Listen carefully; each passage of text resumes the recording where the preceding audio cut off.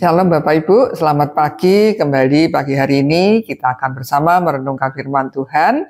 Biarlah firman yang kita renungkan bersama boleh memberi kekuatan, boleh memberikan dorongan untuk kita terus melakukan apa yang Tuhan kehendaki dalam hidup kita.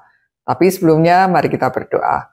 Tuhan Allah Bapa kami yang di surga, kami bersyukur dan berterima kasih ya Tuhan. Untuk pagi hari ini kami akan bersama merenungkan firman Tuhan. Kiranya Tuhan yang memimpin dan menolong kami, supaya kami boleh mengerti akan kebenaran firman-Mu. Di dalam nama Tuhan Yesus kami panjatkan doa ini. Amin. Bapak Ibu, saya akan membacakan bagian firman Tuhan dari 2 Korintus pasal 9 ayat 1 sampai 5, demikian firman Tuhan. Tentang pelayanan kepada orang-orang kudus tidak perlu lagi aku menuliskannya kepada kamu.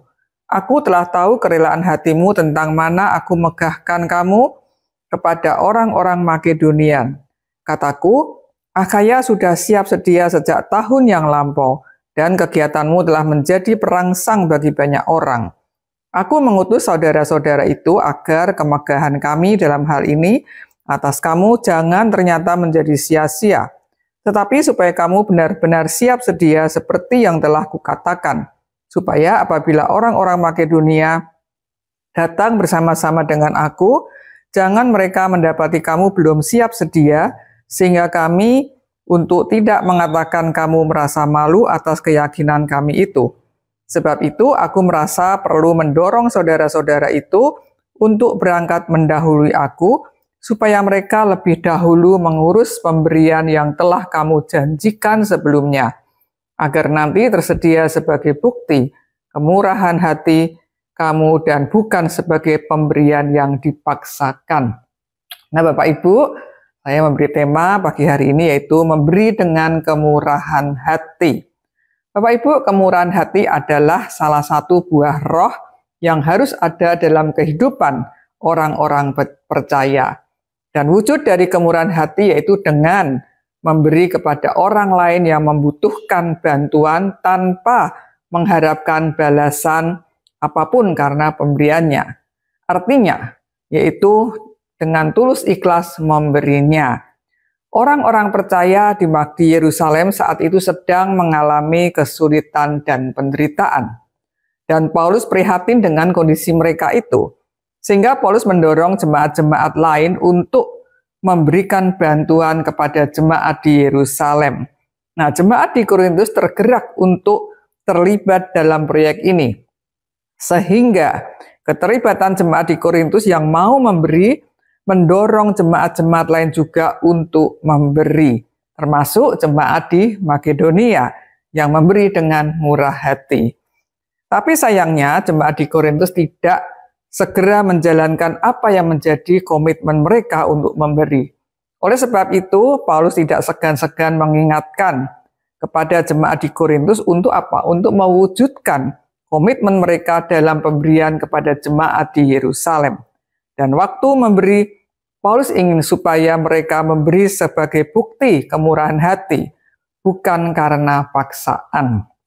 Nah, seringkali kita semangat untuk memberi ketika mendengar kegerakan, tantangan, atau himbauan pada saat diceritakan ada kebutuhan bantuan pada hal-hal tertentu.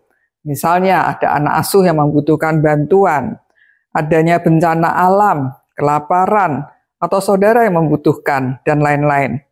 Kalau niat memberi itu tidak muncul karena kemurahan hatinya, maka selang beberapa waktu komitmen itu bisa luntur. Nah, pada waktu memberi bisa menjadi sebuah keterpaksaan, karena sudah terlanjur untuk berjanji mau memberi.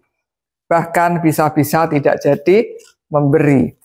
Tuhan sendiri sudah meneladankan kepada kita akan kemurahannya, yaitu dengan apa? Dengan memberikan putranya yang tunggal datang ke dunia untuk berkorban, menderita, bahkan sampai mati di atas kayu salib untuk keselamatan umat manusia. Tuhan memberikan yang paling berharga tanpa menuntut balasan. Nah, oleh sebab itu, kita sebagai orang-orang yang sudah diselamatkan dari hukuman dosa, sudah seharusnya kita pun belajar untuk punya kemurahan hati dalam hal memberi. memberi dengan sungguh-sungguh karena kita mengasihi orang lain, dan memberi tanpa pengharapan adanya imbalan, dan memberi tentunya dengan penuh sukacita. Di dalam 2 Korintus 9 ayat 7 dikatakan, hendaklah masing-masing memberi menurut kerelaan hatinya, jangan dengan sedih hati atau karena paksaan, sebab Allah mengasihi orang-orang yang memberi dengan sukacita. Oleh sebab itu, Bapak Ibu Saudara-saudari, mari kita memberi dengan kemurahan hati dan dengan sukacita. Amin. Mari kita berdoa.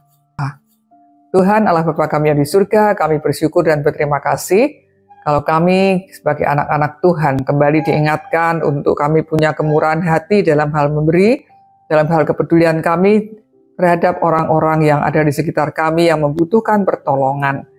Biarlah kami juga dalam hidup ini tidak egois, tidak mementingkan diri sendiri, tapi kami juga mau berbagi karena kemurahan hati. Terima kasih Tuhan. Sekali lagi kami serahkan hidup kami ke dalam tangan kasih Tuhan saja. Di dalam nama Tuhan Yesus kami panjatkan doa ini. Amin. Selamat pagi, selamat beraktivitas. Tuhan Yesus memberkati kita semua. Amin.